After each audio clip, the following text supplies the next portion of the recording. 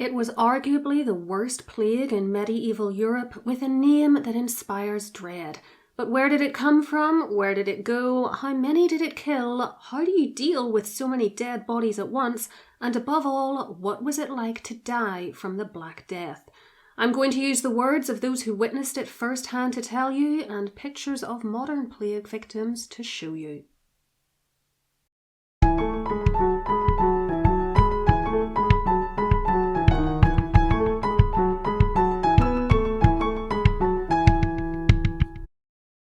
The Black Death was caused by a bacterium called Yersinia Pestis, and while it has been around for thousands of years in various strains, killing off humans in isolated pockets — it's literally been found in Bronze Age skeletons from as many as 5,000 years ago, for instance — the Europe-wide outbreak of the mid-14th century might be traceable to Kyrgyzstan in 1338, where gravestones list pestilence as a cause of death, and it may have reached China by the early 1340s, then passed into Europe through trade routes.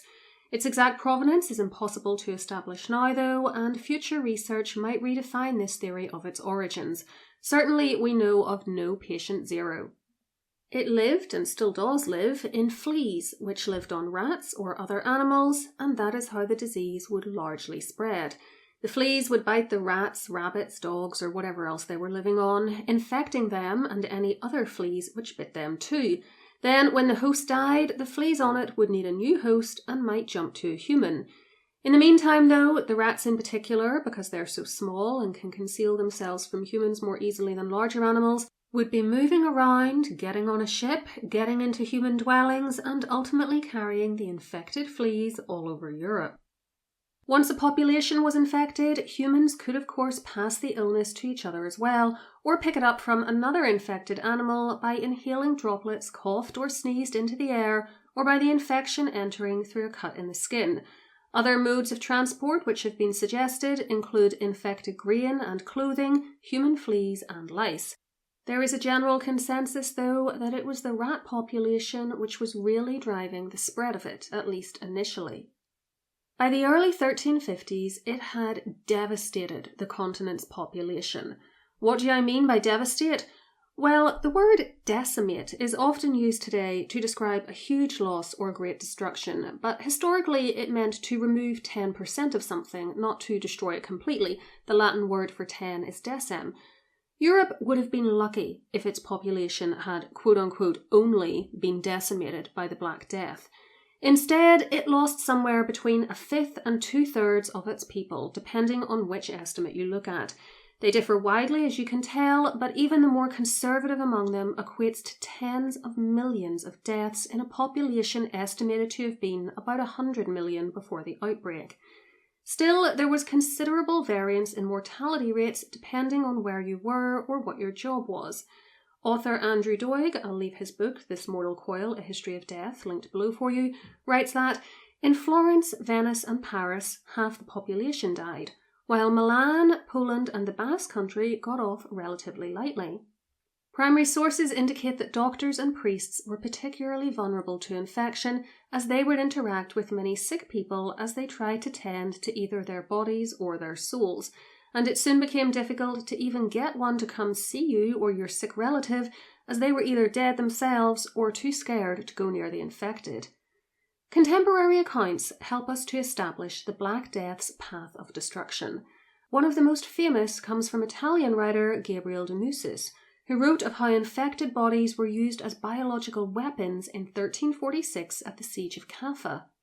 This city, which is now called Feodosia and is in modern-day Crimea, was besieged by the Tartars, whose army came down with the plague. De Mussis tells us that the dying Tartars, stunned and stupefied by the immensity of the disaster brought about by the disease, and realizing that they had no hope of escape, lost interest in the siege. But they ordered corpses to be placed in catapults and lobbed into the city in the hope that the intolerable stench would kill everyone inside. What seemed like mountains of dead were thrown into the city, and the Christians could not hide or flee or escape from them, although they dumped as many of the bodies as they could in the sea.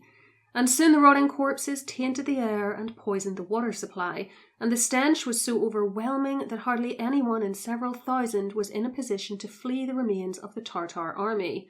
Moreover, one infected man could carry the poison to others and infect people and places with the disease by look alone. No one knew or could discover a means of defence. Demusis then relates the horror of what happened next as the fleeing Tartars and the citizens of Kaffa took the plague with them, saying, "Thus almost everyone who had been in the east or in the regions to the south and north fell victim to sudden death after contracting this pestilential disease, as if struck by a lethal arrow which raised a tumour on their bodies.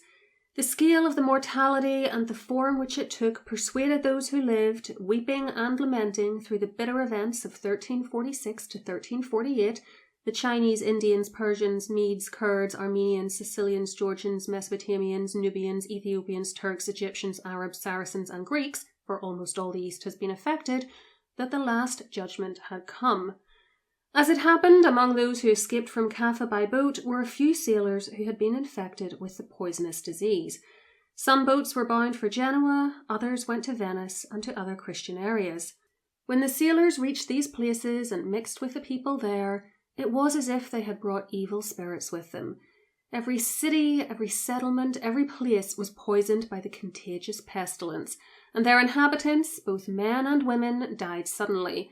And when one person had contracted the illness, he poisoned his whole family even as he fell and died, so that those preparing to bury his body were seized by death in the same way. Thus death entered through the windows, and as cities and towns were depopulated, their inhabitants mourned their dead neighbours.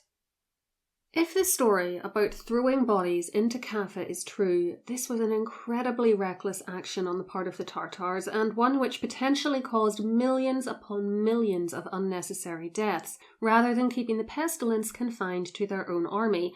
But can we trust Demus's account? Although a contemporary writer, he wasn't at the siege, but will have had access to people who were, and there will have been a delay between the events he described occurring and him writing them down, though as he died in 1356, the delay can't have been too extreme. The story of bodies being thrown over the city walls has long been accepted as true, but recently some historians have questioned its veracity, asking whether the trebuchets, not catapults as Demus said, that would have been needed to accomplish this were even really at the siege, if they could have been moved close enough to the walls to be used without the Tartars suffering defensive fire, and if this was a war tactic, why do we not see it repeated in other cases? It may well have happened, but just be aware of the historical debate around this story.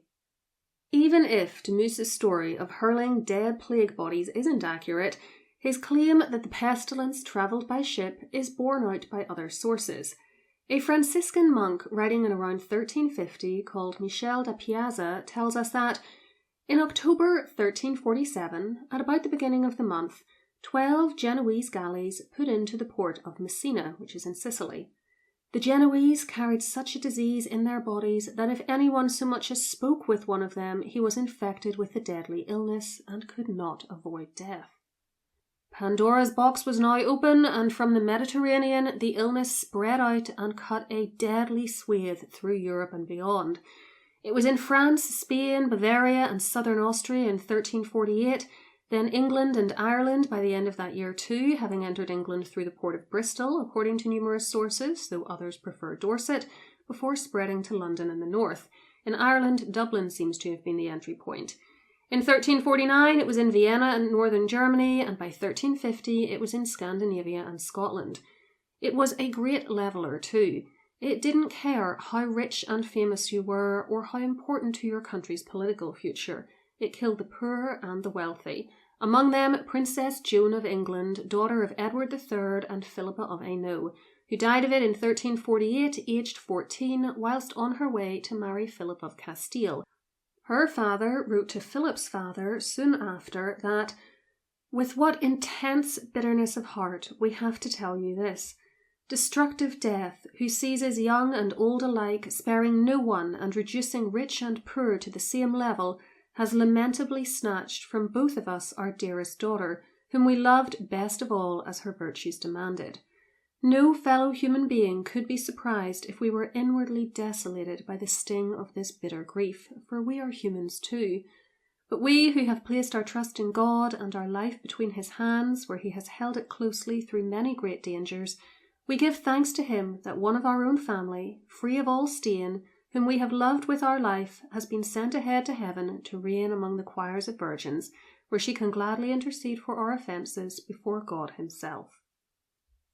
To those left alive, at least for the time being, it seemed like the end of days.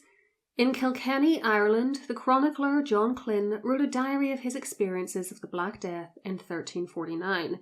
He recorded that 14,000 people died in Dublin between August and Christmas 1348, said that the plague was strong in Kilkenny during Lent, and finished his account by saying, "So that the writing does not perish with the writer, or the work fail with the workman, I leave parchment for continuing the work, in case anyone should still be alive in the future, and any son of Adam can escape this pestilence and continue the work thus begun."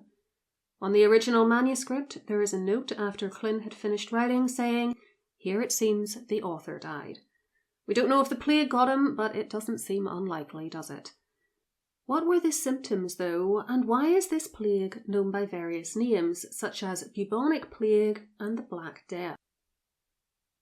Giovanni Boccaccio described how the pestilence presented in 1348 in Florence in his book Decameron, which was written only a little later, saying that its earliest symptoms in men and women alike was the appearance of certain swellings in the groin or armpit, some of which were egg-shaped, whilst others were roughly the size of the common apple.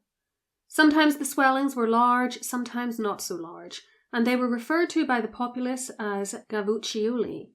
From the two areas already mentioned, this deadly gavuccioli would begin to spread, and within a short time it would appear at random all over the body. Later on, the symptoms of the disease changed, and many people began to find dark blotches and bruises on their arms, thighs, and other parts of the body, sometimes large and few in number, at other times tiny and closely spaced. These, to anyone unfortunate enough to contract them, were just as infallible a sign that he would die as the gavuccioli had been earlier, and as indeed it still was. Against these maladies, it seemed that all the advice of physicians and all the power of medicine were profitless and unavailing. Few of those who caught it ever recovered, and in most cases death occurred within 3 days from the appearance of the symptoms we have described. Some people dying more rapidly than others, the majority without any fever or other complications. It was the swellings known as buboes which produced the name bubonic plague. As for the Black Death, that name originated later on in the fact that as a person's tissue died, the extremities of their bodies, like their fingers, toes, lips, and nose, turned black. Indeed, we still see this telltale sign in modern cases of this type of plague. Numerous other primary sources from the 14th century concur with Boccaccio's description of the plague symptoms and confirm that it was indeed a terribly painful yet swift way to die. Of course, it's nice to have more modern sources based on scientific research to back up the writings of chroniclers from nearly 800 years ago, who typically saw only what was happening in their area and had nothing that we would now equate with medical training or knowledge. And so I give you the following neat modern summary of the different kinds of plagues caused by Yersinia Pestis, how they present and how fast they can kill. It comes from a 2020 article entitled History of the Plague, an Ancient Pandemic for the Age of COVID-19, and was published in the American Journal of Medicine. There are 3 major clinical forms of the plague. In the most common bubonic subtype, infected persons develop sudden onset of high fevers, more than 39.4 degrees Celsius, terrible pains in their limbs and abdomen, and headaches generally between 3 and 7 days after exposure. The bacteria reproduce rapidly in lymph nodes located closest to the flea bites, leading to painful swellings, buboes, in the groin, cervical, or axillary lymph nodes, which can enlarge to the size of an egg, or up to 10 centimeters. About 60% of untreated victims die within 1 week of exposure as the pus-filled buboes suppurate, meaning they form pus, and the patient succumbs to overwhelming infection. During the time of the Black Death, it must have been truly terrifying to witness otherwise healthy individuals cut down rapidly by a seemingly invisible demon. The rarer septicemic plague form, 10% to 15% of cases, occurs when the bacteria multiply in the blood, often triggering disseminated intravascular coagulation and gangrene of the extremities, ears, or nose. That's the black tissue I was talking about.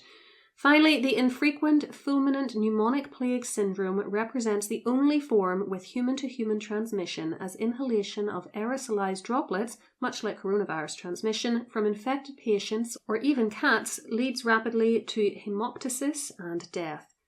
I probably didn't pronounce some of the scientific words in that paragraph properly, apologies. With no understanding of germs, bacteria, and very little of how illnesses were spread beyond obvious human-to-human contact, the people of the 14th century couldn't understand why this was happening to them, but they searched for explanations.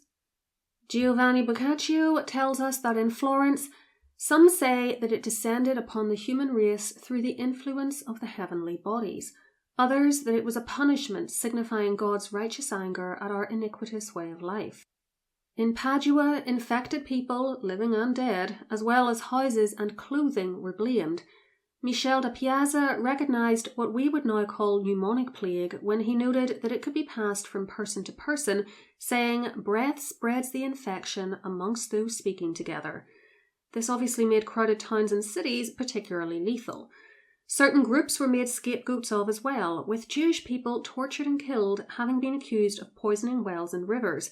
Contemporary writer Heinrich Truches von Diessenhoven said that between November 1348 and September 1349, all the Jews between Cologne and Austria were burnt and killed for this crime. Similar punishments for similar non-existent crimes were meted out in the south of France, though not always to Jewish people. Some realised, though, that no poison could have caused this. Writing in about 1359, Jean de Venette, a Carmelite friar who survived the pestilence and who wrote this account about a decade later, said, "In truth, such poisonings, even if they really happened, could not have been solely responsible for so great a plague or killed so many people. There must have been some other cause, such as, for instance, the will of God, or corrupt humours and the badness of air and earth, although perhaps such poisonings, where they did occur, were a contributory factor." No medicines worked, and people turned to religion to try to cure or protect themselves, seeking out holy relics and doing penance for their sins. The Pope had to allow confessors special powers, which they didn't usually have, to absolve the sins of the dying, and in the spring of 1348, in his papal seat, which was then in Avignon, not Rome, he himself took part in devout processions attended by thousands, who walked the streets barefoot in hair shirts and smeared with ashes, flagellating themselves. The writer of the letter in which this information was given, though, a Louis Heiligen, who was a musician working for Cardinal Giovanni Colonna, did not seem convinced that this treatment method would work, and instead advised his correspondent to eat and drink moderately, and avoid getting cold, and refrain from any excess, and above all mix little with people, unless it be with a few who have healthy breath, but it is best to stay at home until the epidemic has passed. By the way, he reckoned, based on what he'd heard astrologers say, that the whole thing would last 10 years, of which only 3 had so far elapsed by his count, so he was recommending a 7-year quarantine. Makes our COVID lockdowns look short, doesn't it? Other sources, including the Chronicle of Newburgh, also reported religious processions of penitents, saying, "Men gathered together from cities and towns and went devoutly in procession from church to church, walking 2 by 2, totally naked except for a white cloth covering them from their loins to their ankles, singing beautiful hymns in honour of the Passion in their mother tongue, and beating themselves so hard with knotted whips that drops of blood spattered the roadway. When the chapels closed after Vespers, women humbly followed them. This habit of flagellation lasted from Michaelmas to Easter. In addition, regular and secular clergy frequently carried relics around their churches with prayers to avert the impending disaster, and the Pope appointed special prayers.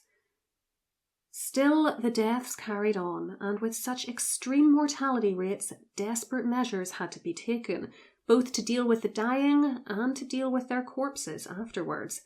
In England, in January 1349, the Bishop of Bath and Wells had to make some serious concessions to regular societal and church rules due to a lack of churchmen to hear the confessions of the dying.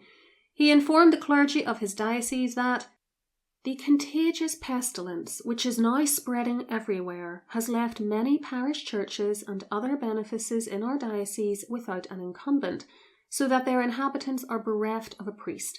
And because priests cannot be found for love or money to take on the responsibility for those places and visit the sick and administer the sacraments of the church to them, perhaps because they fear that they will catch the disease themselves, we understand that many people are dying without the sacrament of penance, because they do not know what they ought to do in such an emergency, and believe that even in an emergency, confession of their sins is of no use or worth unless made to a priest having the power of the keys.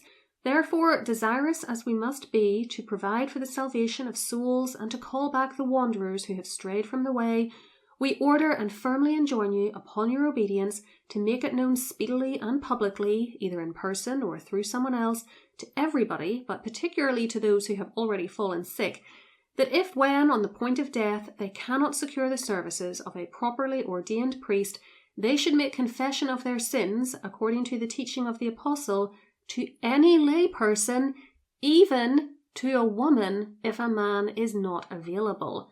Gang, that's how you know that the situation was truly dire. They had to partially suspend misogyny.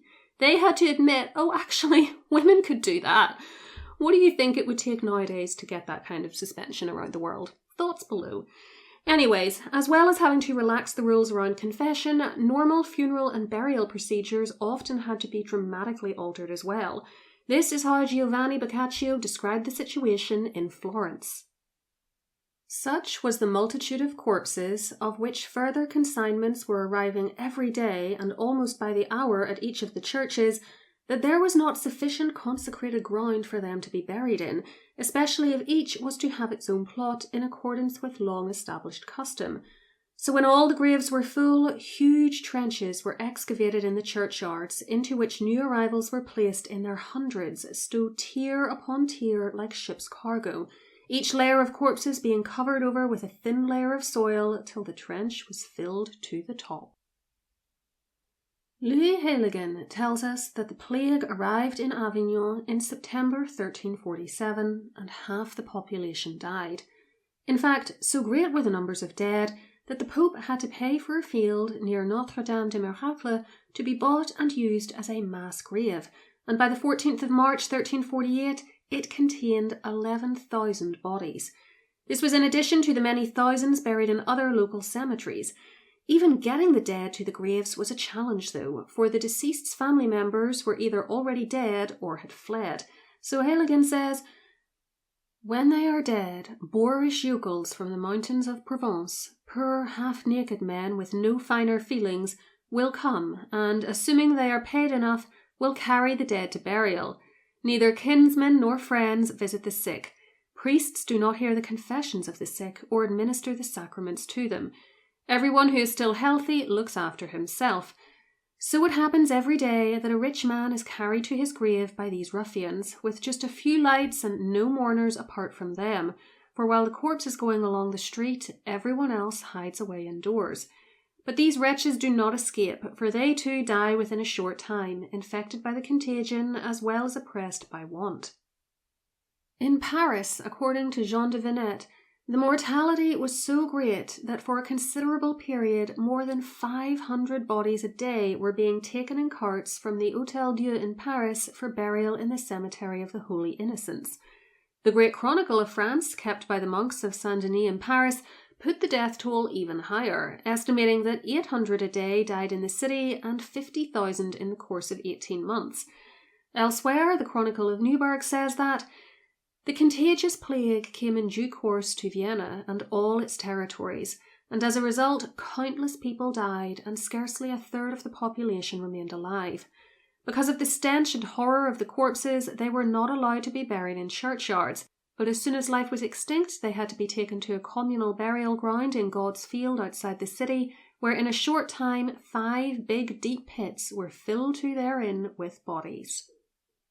In England, the Chronicle of Robert of Avesbury, who died in 1359, says that the plague started in Dorset in August 1348, and that on the same day 20, 40 or 60 bodies, and on many occasions many more, might be committed for burial together in the same pit.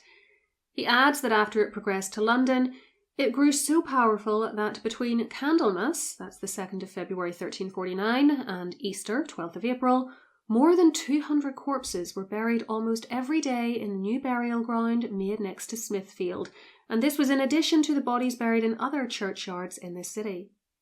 Elsewhere, the author of the Historia Rothenus, William Dean, writing at the Cathedral Priory of Rochester, noted that this mortality devoured such a multitude of both sexes that no one could be found to carry the bodies of the dead to burial, but men and women carried the bodies of their own little ones to church on their shoulders and threw them into mass graves, from which arose such a stink that it was barely possible for anyone to go past a churchyard. Such hasty burials certainly did happen. Simon Scamma notes in his book, History of Britain, that during archaeological digs in the late 1990s, a huge pit was found in London with thousands of bodies flung in pell-mell. Despite clearly being overwhelmed by the dead, though, there is evidence that corpses weren't always just chucked in the ground with no further thought given to them. Andrew Doig notes that when 558 Black Death victims buried in London were exhumed in the 1980s, they were indeed found buried 5 deep, just as the contemporary reports suggest had to be done, and with charcoal on top of them to soak up the liquids emanating from the corpses, but they had been laid east to west in line with Christian customs so that the dead could face Jerusalem on Judgment Day, showing that some care was still taken of them despite the horrific circumstances. Furthermore, when DNA analysis was done on teeth and bones from this Smithfield site, it confirmed the presence of Yersinia Pestis, and when that was then compared to modern strains of that bacterium, it proved, as Doig says, that the Black Death strain was the ancestor of all present-day pathogenic strains of Y. pestis. Black Death has thus never truly gone away, though it may have mutated. With no effective medical treatment, and with prayer not having a visible effect on the mortality rates in the eyes of many people, containment techniques were used as well to try to halt the disease's spread. Michel da Piazza recounted that the people of Messina expelled the Genoese who had brought the plague to the city, but it was already too late. The Messinans would then camp out in the fields beyond the city trying to avoid the infected, or go to other locations like Calabria or Catania, which only hastened the spread of the disease there, to the point that the Patriarch of Catania ordered that no one from Messina was to be buried within the city, and the Messinans were ostracized both in that city and others they went to. Genoese ships were expelled from Marseille in France too, but again it was too late. The Chronicle of the Monastery of Neuburg similarly reported foreigners being banned from cities. The worst of the Black Death had passed by the start of the 1350s, but what became of the survivors, and how did the Black Death reshape the medieval European world? Before I reveal the answer, if you're enjoying this content, please remember to take a few seconds to give the video a like, hype, and leave a comment, or even just an emoji, below. It's a totally free way to support the channel and really helps me out with the almighty algorithm, which values engagement like that. You can get more from me by joining as a YouTube channel member using the join button under videos, which will give you members-only posts and badges next to your name, or find me on Patreon at patreon.com/historycalling, where I release patron-only podcasts every week and provide early access to ad-free videos, depending on which tier you're on. The link is below for you. For those of you with Irish ancestry, check out my book, Find Your Irish Ancestors Online, which I freely admit won't let you take your family tree back to the time of the Black Death, not enough written records, I'm afraid, unless you're an aristocrat, but it will hopefully let you get back to the early 19th century at least, and all from the comfort of your own home. It's available from Amazon as an ebook or paperback and is linked in the description box and pinned comment. For free bonus material, join my mailing list on my website, historycallingofficial.com, so that you can get both my newsletter and 2 complimentary downloads. Again, the link is below. The after effects of the Black Death depended on who and where you were and what your social order was. Sometimes the survivors seemed to do rather well out of the situation, though. Jean de Venette wrote that, "When the epidemic was over, the men and women still alive married each other, Everywhere women conceived more readily than usual. None proved barren. On the contrary, there were pregnant women wherever you looked. Several gave birth to twins and some to living triplets. But what is particularly surprising is that when the children born after the plague started cutting their teeth, they commonly turned out to have only 20 or 22 instead of the 32 usual before the plague. I don't know what to make of the teeth comment, and nor did Jean, but I did note a similar comment in the Chronicle of John of Reading in England, who wrote in around the 1360s that in 1349 it was noticed that, quote, everyone born after the pestilence had 2 fewer teeth than people had had before. Maybe it was some sort of malnutrition issue because people's health had been so weakened by the pestilence. I don't know. Thoughts in the comments below, please. Assuming this actually happened, and it may not have, does anyone have any viable explanation for it?